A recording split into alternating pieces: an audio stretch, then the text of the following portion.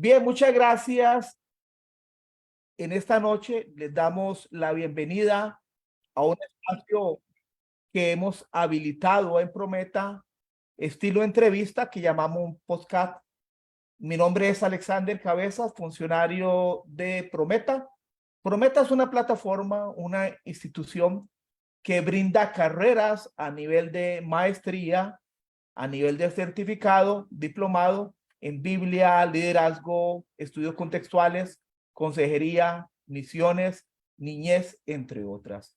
Si usted quiere, pues, conocer de nosotros, nos puede visitar en la página web pro-meta.org y puede conocer, acceder a los servicios, las carreras que nosotros brindamos. Para mí es un gran honor poder estar en esta noche con dos grandes personas que conozco hace tiempo y sé de su trayectoria y sobre todo su corazón. Su corazón para tocar un tema como el que vamos a hablar hoy. ¿Qué está pasando con el liderazgo de la iglesia actual? Bueno, tal vez es una pregunta muy amplia, muy general, y quizás debemos aterrizarla. Aterrizar en el sentido de pensar realmente qué es la clase de líder que se está manifestando, y no solamente dentro de la iglesia, en las redes sociales, en los diferentes campos, y cuál es su modelo de liderazgo, entre muchos factores. Pues bien, no me corresponde a mí hablar del tema, sino más bien quiero presentar a Ted Kalman. Ted Kalman, que lo tenemos aquí presente, puede levantar la mano para que sepan quién es. Misionero, pastor norteamericano con muchos años de misionar en Perú, Venezuela y Costa Rica, doctor en estudios interculturales por la Universidad de Trinity y director del certificado en formación ministerial. También, pues usted nos va a ayudar a hacer justamente la entrevista al pastor Esau Bonilla, que ha sido pastor por más de 35 años en la Iglesia Príncipe de Paz de Cartago, Costa Rica. La iglesia ha participado en la siembra y desarrollado 5 iglesias, y actualmente se prepara para iniciar un movimiento de siembra en iglesias. También es máster en teología con énfasis en desarrollo y liderazgo cristiano y estudiante del doctorado en ministerio. También participa junto con TED en el certificado en formación ministerial, que vamos a conocer más adelante. Vamos a conocer de qué trata esta propuesta que ellos están llevando a cabo, y que usted que nos escucha en este momento por Facebook, que nos escucha también por YouTube o en las diferentes redes sociales, pueda acceder y conocer y entender más. Muchas gracias, Ted. Le doy la palabra.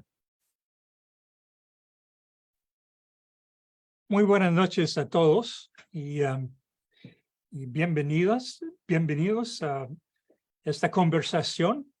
Entonces vamos a tener una conversación, el pastor Esaú y yo, pero después ustedes tendrán oportunidad de hacer preguntas y interactuarse con nosotros. Vamos a comenzar con esta pregunta, pastor. ¿Cuál es el concepto popular de liderazgo en nuestra cultura de hoy en día?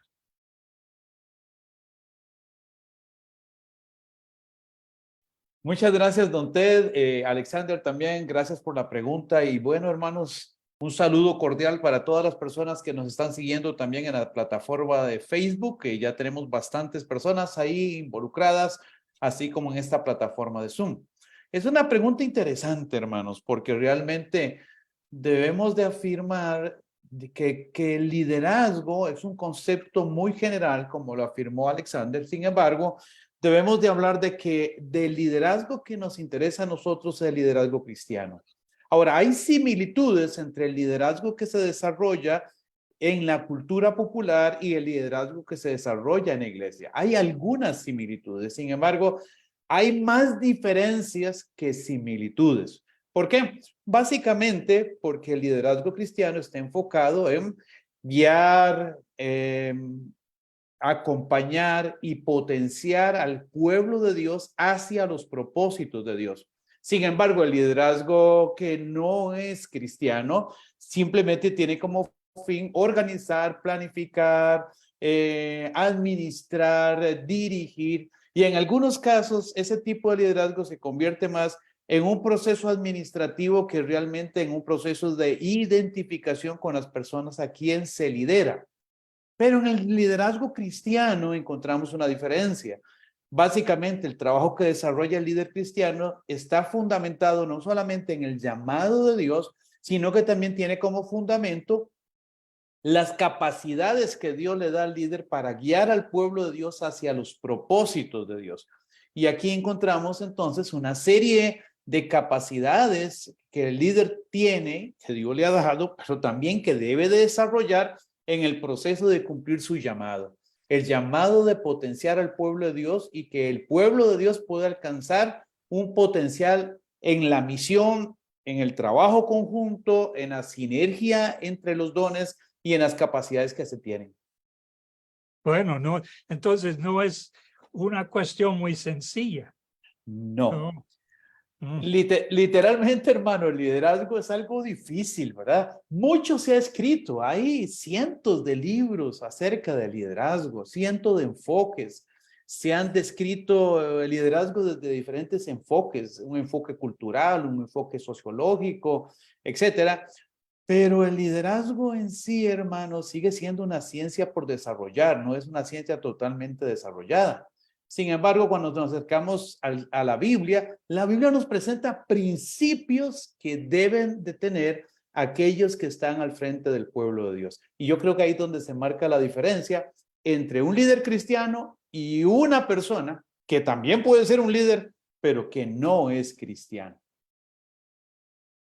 Ok, entonces, ¿cuál sería, bueno, en el área, por ejemplo, de la autoridad, ¿no? ¿Cómo es la autoridad eclesial o en una organización según la Biblia? Claro. Hay un libro que escribió un autor de apellido Montaner. El libro se llama Las raíces torcidas de América Latina y es un libro muy interesante que recomiendo, que literalmente todo líder cristiano debería de leer. Me lo recomendó nuestro amado hermano Don Tim McIntosh y lo leí y me impactó.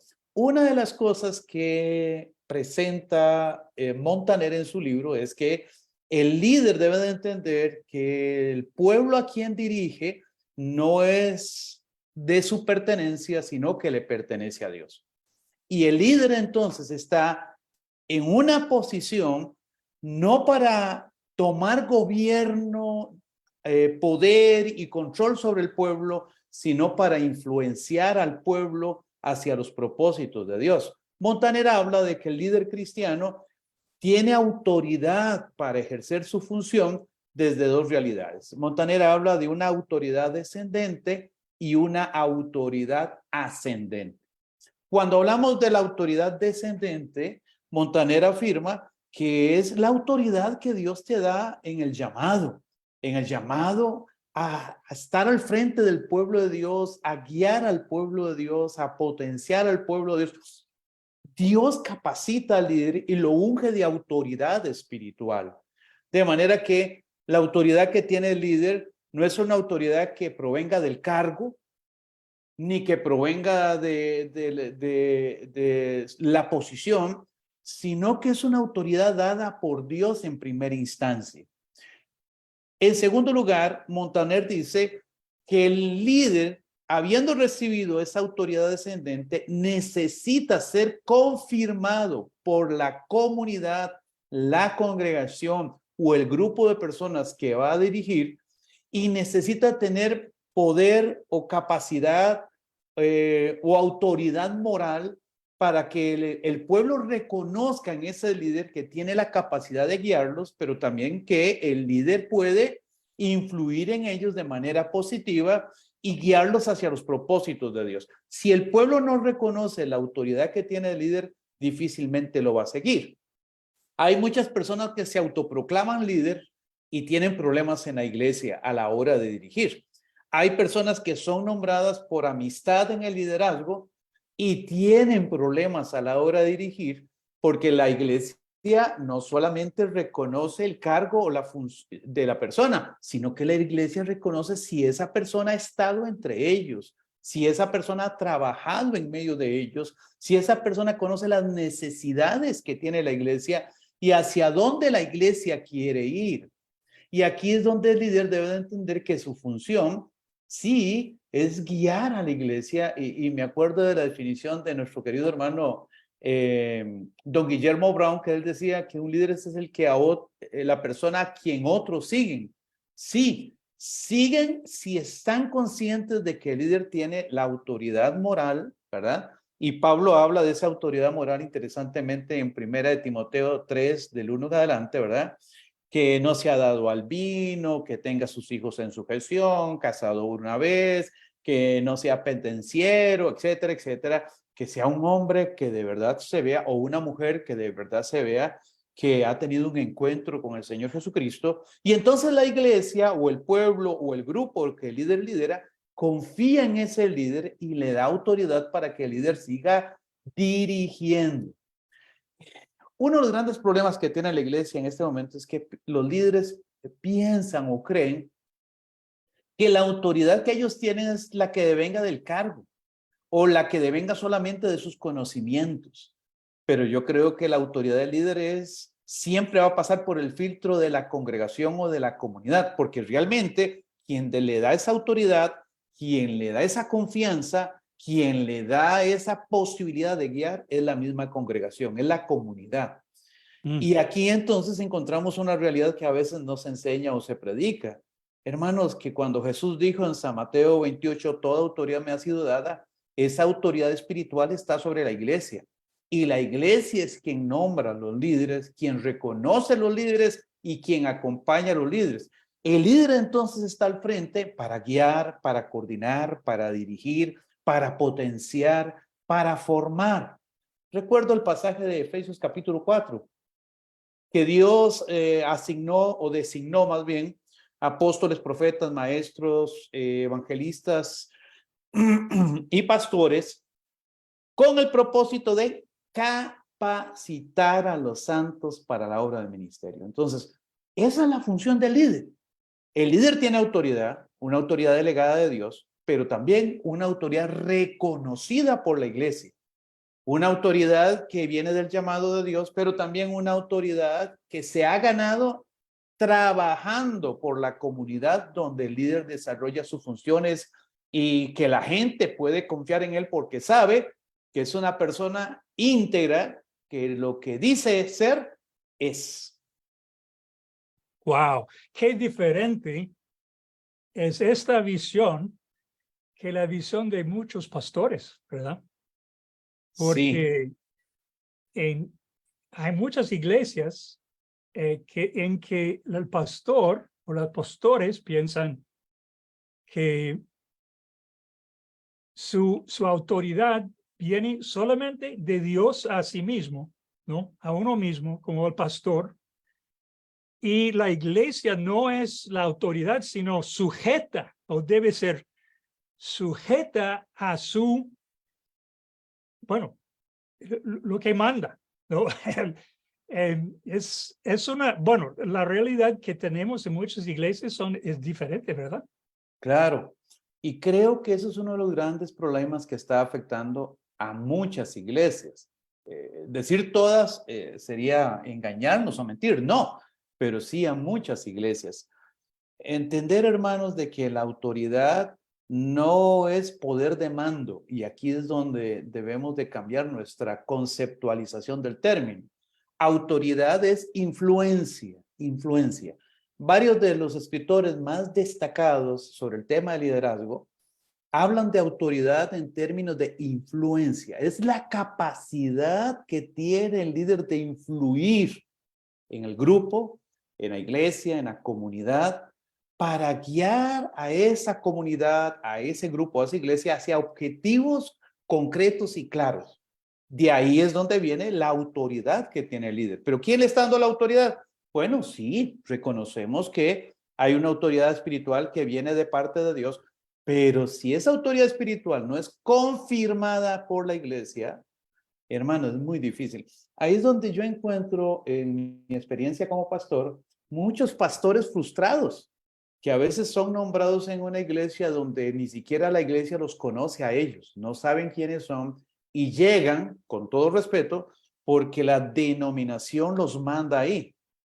Y lo primero que llegan es a tratar de ganarse la confianza de la iglesia, pero eso no sucede ni en un mes, ni en 6 meses, ni en un año. A veces, hermanos, el líder, el pastor es colocado en una iglesia que no lo conoce y tarda 2, 3, 4 años para ganarse el corazón de la iglesia.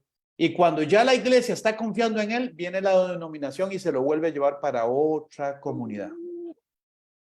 Y entonces, todo el trabajo que hizo el líder durante 2 o 3 años, tratando de conocer a los ancianos, identificarse con la iglesia, identificarse con sus necesidades, identificarse con un proyecto concreto a favor del reino de Dios, se viene al suelo y el siguiente pastor que viene a iniciar de nuevo. Entonces, son iglesias que llegan a un tope de número de hermanos en el desarrollo, ¿verdad? Numérico y en el desarrollo también de su relación con Dios. Y vemos que no son iglesias que crecen, sino que se mantienen. Simplemente, hermanos, porque no hay ese tiempo necesario para que el líder de verdad ejerza el llamado de Dios, pero también identifique las necesidades de la iglesia, identifique el potencial y desarrolle los dones y las capacidades para cumplir con lo que Dios tiene para ese grupo de manera especial.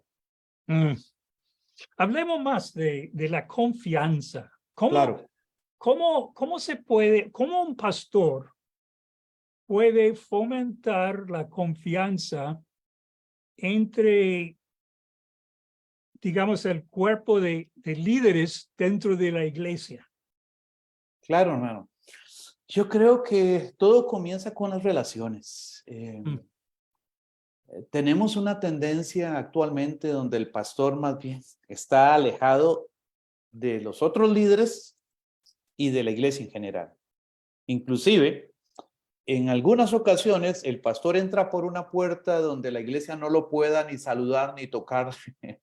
Solo entra, predica, sale, y si quiere usted algo con él, tiene que escribirle, sacar cita, etcétera, etcétera.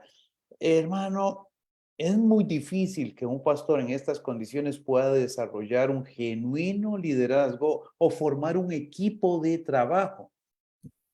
O trabajar en equipo, creo que es la mejor versión, porque hay una diferencia entre los dos, ¿verdad? Hay pastores que nada más desarrollan equipos de trabajo con el propósito de no abrir su corazón y su vida para que la gente lo conozca. Permítame definir un poco el asunto de equipo de trabajo y trabajar en equipo. Para muchos pastores es más fácil hacer equipos de trabajo, es decir, yo nombro 3, 4 personas para que desarrollen un proyecto. Ese proyecto tienen que realizarlo como yo pienso, como yo quiero, como yo deseo, en el tiempo que yo quiero y yo pienso, y esas personas no tienen autoridad, simplemente esas personas cumplen con una función. Cumplen la función y al final esas personas se sienten vacías, siempre se sienten nada más que utilizadas. Eso se llama equipos de trabajo. Pero la otra modalidad, y es la que encontramos en el Nuevo Testamento, es trabajar en equipo. Pablo tenía y trabajaba en equipo. Jesús trabajó en equipo. ¿Cuál es la diferencia? Que cuando trabajamos en equipo, no solamente identificamos una necesidad dentro de la iglesia, sino que buscamos las personas de acuerdo a los dones y capacidades que se necesita para ese trabajo y se le delega la autoridad para que esa persona desarrolle.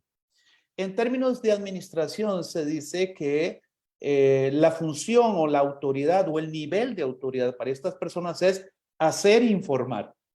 Ese es el término técnico. Significa que el equipo se reúne, el equipo planifica, el equipo desarrolla un plan estratégico, se reúne con el pastor, le presenta qué van a hacer y además, y hermanos, el pastor le da toda la autoridad para llevarlo adelante, con la capacidad de hacer las mejoras, hacer las enmiendas, hacer lo que sea necesario, y a eso le llamamos trabajar en equipo. El pastor no tiene que específicamente tener control de cada detalle, de cada acción, de cada movimiento. Primero, hermanos, porque eso lo que hacemos es limitar el avance del reino de Dios. En segundo lugar, porque es una forma de mantener un orgullo espiritualizado. Soy el pastor y entonces yo tengo que ejercer control sobre... Y en tercer lugar, porque eso minimiza el potencial que hay en el sacerdocio espiritual de todos los creyentes. Es decir, los hermanos no solamente necesitan saber qué deben de hacer, sino que necesitan la autoridad para hacerlo, sabiendo que el Espíritu Santo también está con ellos. Creo yo, hermano Ted, y hermanos que nos escuchan en esta noche, que cuando la iglesia es potenciada y desarrollada, no debemos de tener temor. Moisés, hay un pasaje en el Antiguo Testamento muy interesante, en el libro de Deuteronomio. Josué fue a buscar a Moisés y dijo, Moisés, mira, algo está pasando en el campamento, hay un montón de gente ahí profetizando y danzando y llámale la atención, porque en la idea de Josué, Moisés era el ungido de Dios, el hombre de Dios, el hombre que Dios... Y Moisés le dice, yo quisiera que todo el pueblo profetizara, yo quisiera que todos estuvieran y que todos fueran profetas de Jehová. Yo creo que esa es la misma cosmovisión que deberíamos de mantener en la iglesia. No hacer una división entre el clero y el laico, sino que todos somos sacerdotes de Dios, hijos de Dios, todos tenemos el Espíritu de Dios, todos tenemos dones diferentes y lo que necesitamos es un liderazgo que potencie el trabajo en equipo, que potencie y capacite a los líderes para que desarrollen ese trabajo y darles una visión clara de hacia dónde queremos ir. Y hermano, yo creo que la iglesia recibiría una capacidad extraordinaria para seguir trabajando en la extensión y en la construcción del reino de Dios. Wow. Es una cosmovisión diferente, ¿no? Sí. Porque yo creo que, bueno, yo tengo la impresión de que para muchos pastores, la autoridad en la iglesia es unitaria y centralizada. Sí. O sea, es la autoridad del pastor. Entonces, puede delegar tareas, pero no puede delegar autoridad. Porque no es divisible, ¿no? No es, entonces, yo lo visualizo así, que el pastor es como si él está parado sobre un vidrio que es muy delicado, ¿verdad? Delicado. Si alguien en tal rincón de la iglesia, no sé, ¿no? De sala cuna o en algún ministerio de la iglesia, hace mal trabajo, hace algún proyecto pequeño fracasa ahí, entonces el pastor piensa o siente como si él mismo ha fracasado. O sea, porque todo ministerio es su ministerio, ¿no? Uno podría espiritualizarlo, como dice, es el ministerio del Señor, pero realmente estamos asumiendo que el ministerio es el del pastor, entonces por eso él no puede delegar la autoridad a otra persona a menos que sea su esposa o alguien muy, muy cerca. Y entonces, tal vez usan esa palabra de delegar, como dice usted, equipos de trabajo o plan de trabajo para este año, ¿no? Pero muchas veces no hay libertad, ¿verdad? Y yo tengo la impresión de que las bancas en muchas iglesias, las bancas, la última banca, ¿no? Por la entrada de la iglesia, está ocupada por personas heridas que han venido de otras iglesias que les han abusado, ¿no? Tal vez especialmente personas con muchos dones y habilidades, ¿no? Personas tal vez educadores, ¿no? Que pueden enseñar muy bien, conocen mucho de la Biblia, pero esa amenaza, porque eso tal vez para el pastor parece un ministerio rival en su iglesia. Entonces él cierra la puerta a la habilidad de involucrarse y trabajar. No sé si, bueno, he vivido en 3 países en este continente. No sé cómo es en cada país, pero yo sospecho que es una realidad común. Es cierto, hermano Ted, y lamentablemente quien es perjudicado detrás de toda esta actividad,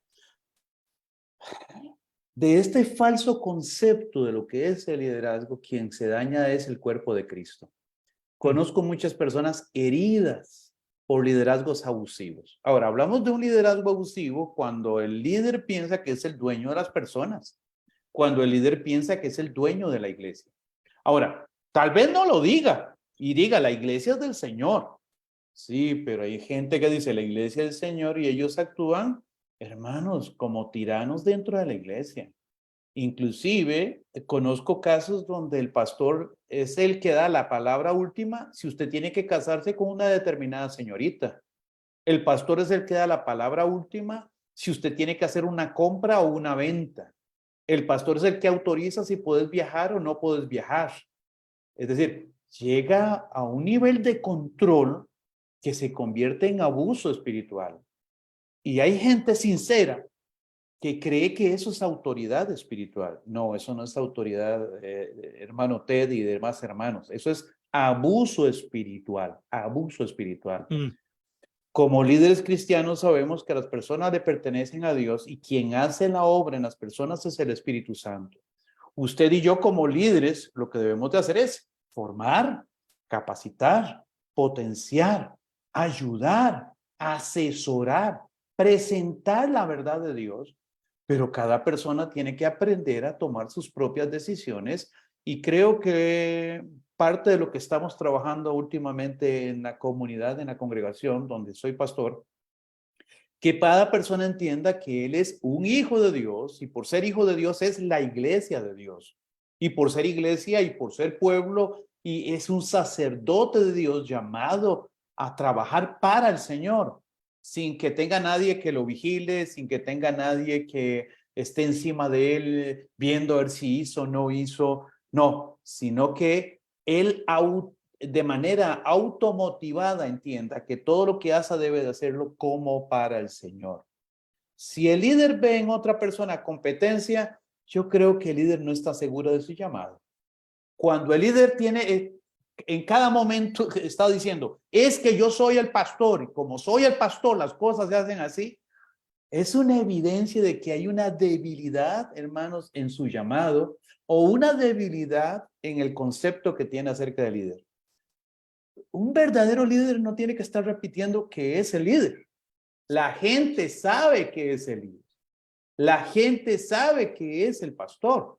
Pero si cada rato dice, es que soy el pastor y las cosas se hacen porque yo soy el pastor. Hermano, lo que está mostrando el líder es una gran debilidad. Uno, está diciendo, tengo que decirlo porque ustedes no lo reconocen. Y número 2, la gente percibe eso. Y entre más lo dice, menos autoridad tiene, menos autoridad le dan, menos respeto expresan sobre él. Aquí el pastor soy yo. Es Sí. muy común. Común, y lo he escuchado cientos de veces. Aquí el pastor soy yo. Hermano, si usted tiene que decirlo, es porque usted mismo duda del llamado que Dios le ha dado. Otra vez quiero citar a Moisés. En la rebelión de Coré, Datán y Abirán, en el libro de Números, los 3 se presentan delante de Moisés y su Su reclamo es, aquí todos somos siervos de Dios, aquí todos podemos profetizar, aquí todos podemos ejercer autoridad y poder.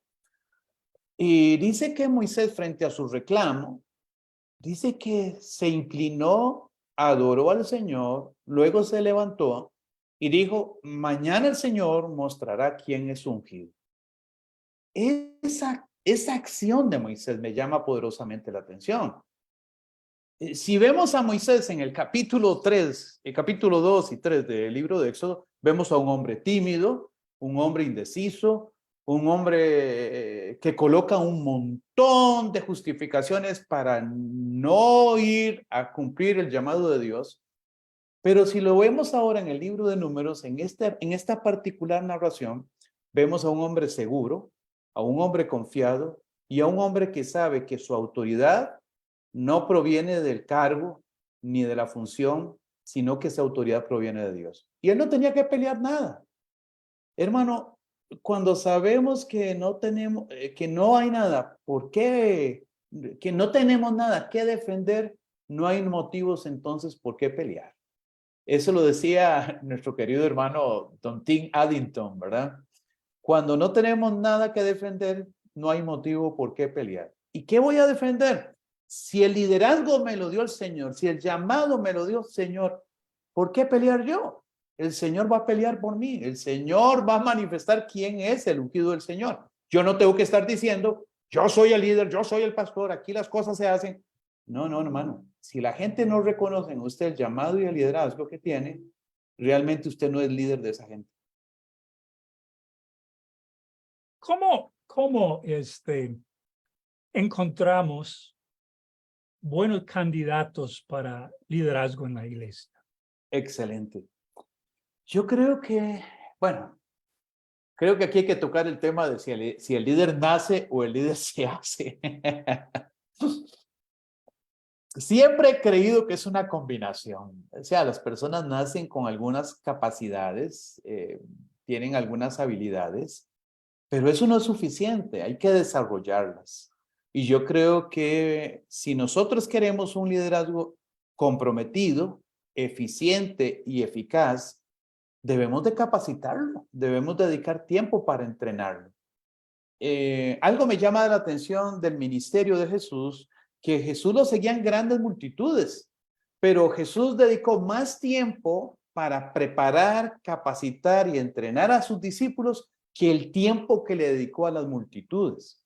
Y esto es otro gran problema que tenemos en el liderazgo de hoy. Los pastores se enfocan a trabajar con las multitudes, a hacer presencia en las multitudes y se les olvida capacitar, entrenar y desarrollar al liderazgo emergente. A esos hombres y mujeres que Dios va poniendo en nuestro corazón y uno ve que tiene el llamado y uno ve que el hermano tiene ciertas habilidades y destrezas y uno ve que el hermano tiene el llamado porque uno lo ve. O sea, uno no es ciego, uno lo ve. Y uno lo que tiene que hacer es llamar a esas personas y comenzar en un proceso, primero establecer una relación, previamente lo estuvimos analizando con ellos, ofrecer nuestra amistad, nuestro cariño, pero también iniciar un proceso de capacitación. Alguien decía por ahí que no hay nadie quien haga un pastor sino otro pastor. En la universidad, en el seminario, lo que le damos a los que son llamados al ministerio son herramientas. Los capacitamos, los desarrollamos, los potenciamos, pero el ministerio, pero la universidad y el seminario puede dar liderazgo. La universidad y el seminario no puede dar autoridad espiritual. Nosotros lo que hacemos es darle las herramientas a usted para que usted cumpla con su llamado, para que usted sea más eficiente y eficaz. Pero yo creo que el pastor tiene que desarrollar a sus líderes, tiene que capacitarlos, entrenarlos, compartir con él. Marcos capítulo 3. Y bajando del monte, dice el capítulo 3 de Marcos, Jesús llamó a todos sus discípulos y dentro de sus discípulos llamó a 12 para que estuvieran con él. Esa frase es impresionante. Es decir, los llamó aparte y después sigue pues la enumeración de todos los apóstoles, Pedro, Andrés, Jacobo, Juan, etcétera. Pero Cuando se habla del propósito en el capítulo 3 de Marcos es 1, para que estuvieran con él, 2, para darles autoridad y 3, para enviarlos. ¿A qué? A liberar los endemoniados, sanar a los enfermos y a proclamar el reino de Dios. Vemos la intencionalidad de Jesús de formar nuevos líderes. Así es que puede ser que una persona no tenga todas las habilidades necesarias, pero esas son habilidades que se puedan desarrollar. Yo creo que lo que principalmente busco en las personas a quien voy a preparar para el liderazgo es tratar de conocer su corazón. Si son personas que son enseñables, si son personas que están disponibles y si son personas que quieren aprender. Hermano, las demás habilidades las podemos desarrollar, pero yo no puedo desarrollar una actitud en la persona. La actitud de aprender, la actitud de ser discípulo, eso no lo podemos desarrollar. Eso es una actitud y la persona debe tenerlo. Y he encontrado el otro extremo de la situación. Personas que tienen una gran cantidad de habilidades y dones, pero no tienen la actitud para ser discípulos, ni ser formados, ni ser enseñados. Y lamentablemente entonces de ahí no podemos colocarlos en el liderazgo, porque lo que vendrían a hacer es dañar la iglesia y dañar el trabajo que la iglesia están haciendo, por más habilidades y destrezas que tengan. Muy bien. Gracias. Alex, ¿tenemos tiempo para otra pregunta Muchas gracias, realmente está sumamente bueno esto. Esta conversación está muy interesante, pero quiero aprovechar para decir que gracias al Señor por El Señor en mi Reposo radio web, que la dirige Gerson Contreras, quien también nos está apoyando en esta iniciativa de podcast que estamos realizando como Prometa. Lo otro es también recordarles que ahora el 2 de marzo, jueves 2 de marzo, vamos a tener otra charla, Crisis de la Familia Contemporánea, una perspectiva bíblica y teológica, para que usted tome nota, con Samuel Marcano y Juan Infante, que la estarán facilitando para que usted también pueda estar con nosotros. De momento, pues agradecerle a Cintia, Francela, Gregory Rojas, que hace un comentario bastante interesante. Dice, solo la base del liderazgo de servicio que contribuya a la unidad en fidelidad está descrito en Efesios 4:2-3, que comprende humildad, mansedumbre, paciencia, soportando los unos a los otros en el amor de Jesucristo. Saludos desde Venezuela, el presbítero Leonel, Espejo. Esau, tengo una pregunta aprovechando el espacio. Claro. Porque hemos hablado de temas muy relevantes, muy claros, pero tal vez un tema algo ácido. Y que cuando se da la división de una iglesia, y en verdad ha sucedido, no podemos tapar el sol con un dedo, sea la división de una iglesia y este pastor que ha lastimado, y con temor de que vuelva a ocurrir más adelante. ¿Cómo cree usted que se debe actuar? ¿Cómo se debe identificar este tipo de situación? ¿Qué debería hacer el pastor antes de prever esta situación? Gracias, Alex, por la pregunta, y al hermano o hermana que nos hizo la pregunta, gracias también por su participación. Hermano, sí, qué triste es saber que una iglesia se divide. Si una iglesia o una comunidad, no vamos a utilizar el término iglesia, si una comunidad de fe se divide porque dentro del liderazgo se ha introducido falsas doctrinas, algún tipo de herejía, algún tipo de situación, ¿verdad? Anómala, contraria a las escrituras o a las buenas conductas. De ahí, hermano, hay veces que por más que uno procure la paz, yo creo que la verdad debe de prevalecer. Pero la mayoría de división de iglesias no se debe a eso, hermano. La mayoría de división de iglesias se debe porque hay dos o más líderes que no se pueden poner de acuerdo y comienzan a rivalizarse uno con otro. Y entonces la división crece a partir de una cosmovisión particular de lo que se quiere o de lo que no se quiere o lo que se desea y no se hizo. Y creo, hermanos, que esto es más resultado de la pecaminosidad que aún hay en el corazón de los seres humanos. Es doloroso. Hace muchos años atrás, cuando nuestra propia comunidad cristiana estaba creciendo, allá en el año 78, 79, experimentamos una división de iglesia, específicamente porque un líder comenzó a pensar de manera diferente a los demás e impuso su criterio y bueno, la iglesia se dividió. ¿Cómo volver a confiar? Hermano, realmente lo que Jesús hizo con Pedro es esencial. Jesús vino y ratificó en Pedro. Pedro, lo más importante no es lo que sientes acerca de la iglesia, sino lo que sientes hacia mí. El Señor le dijo, Pedro, me amas. Lo importante no es lo que había sucedido. Lo importante es cuánto amor sientes por Jesús y por la obra de Jesús. ¿Me amas suficientemente a mí? Apacienta mis ovejas. Y se lo dijo 3 veces, ¿verdad? Hay algunas diferencias que más adelante en algún momento podríamos hablarlas, pero bueno, 3 veces Jesús ratificó lo mismo. A este hermano o hermana que ha pasado una situación así, yo creo que tienes que poner los ojos en el autor y consumador de la fe.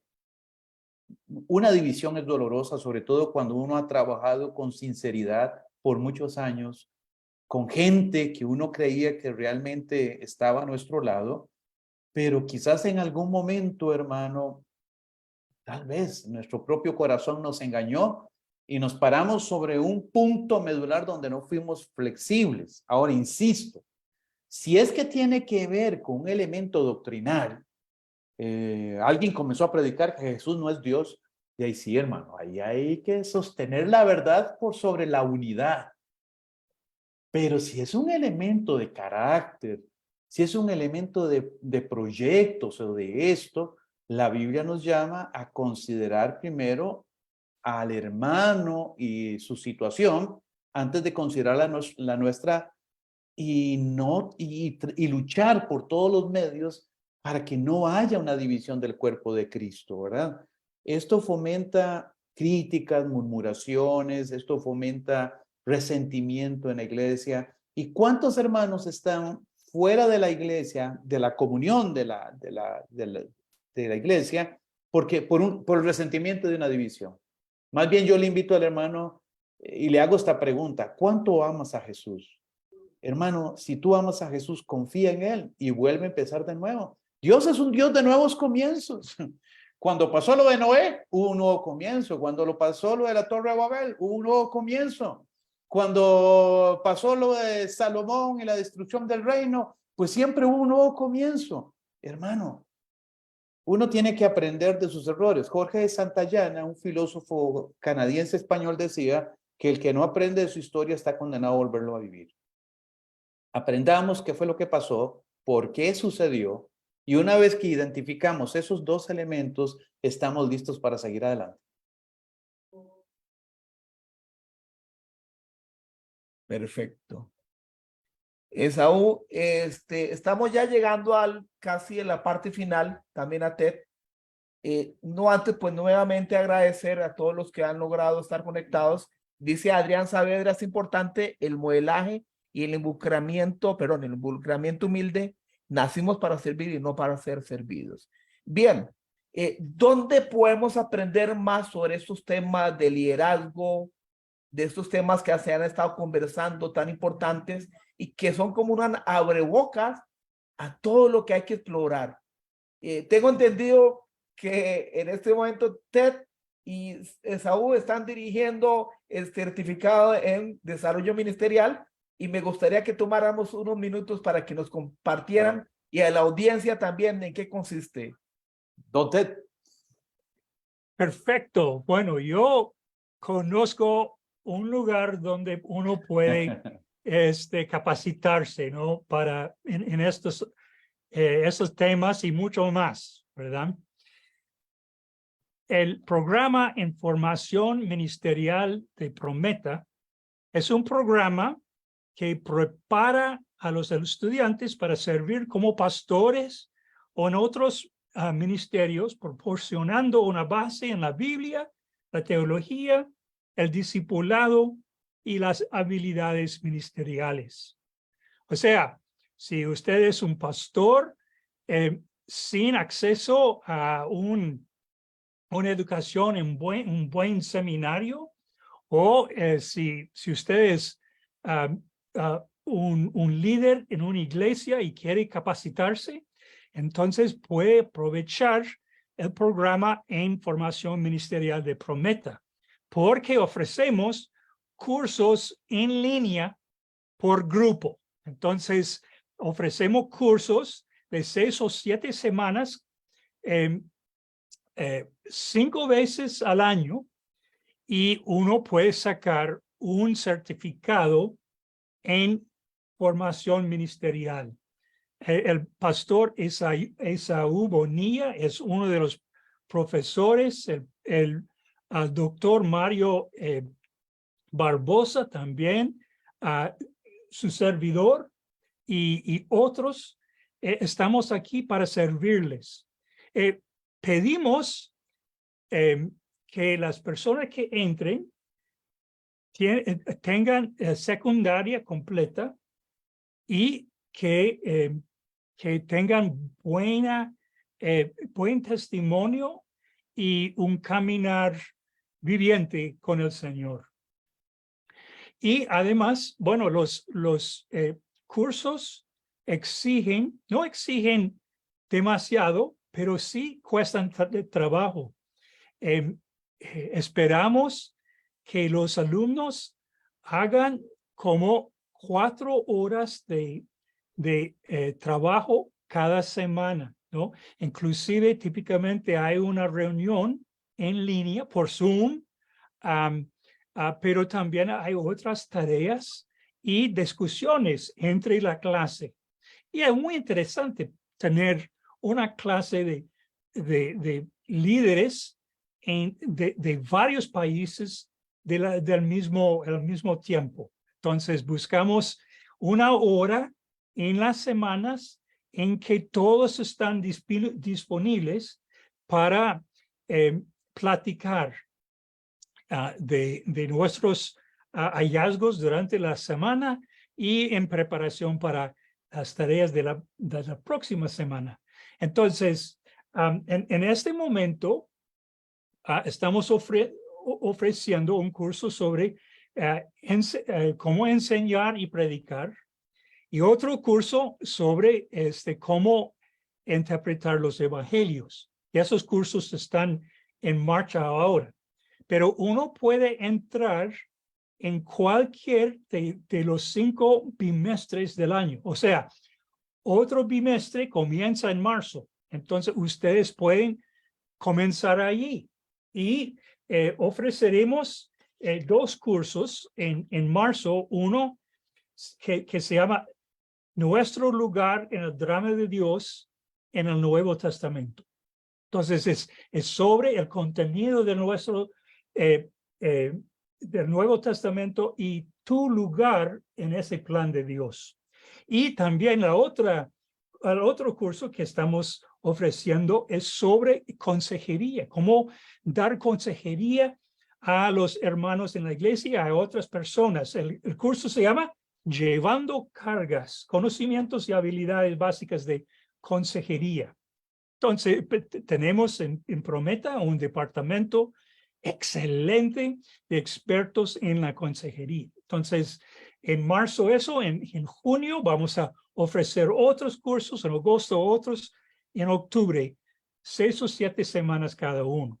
Entonces, estamos, y los cursos cuestan $25 cada uno. ¿Ok? Entonces, son cómodos en precio. ¿Hay preguntas o inquietudes que tengan? Y Pastor, ¿tiene otra cosa? Sí, claro, don Ted, nada más que muy pronto estaremos dando el curso de autoridad espiritual o liderazgo, ¿verdad? Entonces, ojalá que usted pueda, hermano, hacer un esfuerzo. Yo siempre he dicho que el llamado de Dios es importante, pero usted necesita capacitarse. Así es que le estamos abriendo la posibilidad Prometa es una herramienta sumamente efectiva porque usted puede estudiar desde su casa, desde su computador, desde su tablet, desde su teléfono. Usted puede organizar sus horarios de estudio, etcétera. Así es que hay muchas facilidades, hermanos. Si usted siente el llamado de Dios, este es un instrumento, una posibilidad para que usted pueda incorporarse al campus universitario de Prometa y comenzar su proceso. Yo sé que Dios le va a bendecir. A mí me ha bendecido enormemente Prometa. Yo soy exalumno de Prometa, lo mismo que Alexander, y hemos recibido enormes bendiciones de Dios a través de los procesos de aprendizaje. Así es que les animamos para que usted se nos una y muy pronto podamos estar juntos estudiando la palabra de Dios en alguno de los cursos de Prometa. Bien, recordarles que esta iniciativa de entrevista, esta modalidad, la vamos a estar realizando más seguido. Pues el próximo va a ser el 2 de marzo, jueves 2 de marzo, 6:30 horas de Centroamérica. Estaremos compartiendo el tema crisis de la familia contemporánea, una perspectiva bíblica y teológica, y usted está invitado. Si desea saber más de Prometa, también nos puede escribir al WhatsApp, que sería más 506, que es el código de Costa Rica, 7043 4925, repito, más 506 7043 4925, o escribirnos a admisiones@pro-en-medio meta.org, y con gusto le estaremos atendiendo y dando a conocer más de las carreras que estamos brindando. Llegamos a nuestro final de esta entrevista, que estuvo muy buena. Realmente agradezco a Ted, agradezco a Saúl por su participación, y nos estamos viendo. Muchas gracias. Claro. Muy buenas noches, hermanos. Buenas noches. Saludos a Gerson allá en Perú. Dios te bendiga, Gerson. Y a nuestro hermano Enrique Fernández también. Abrazos.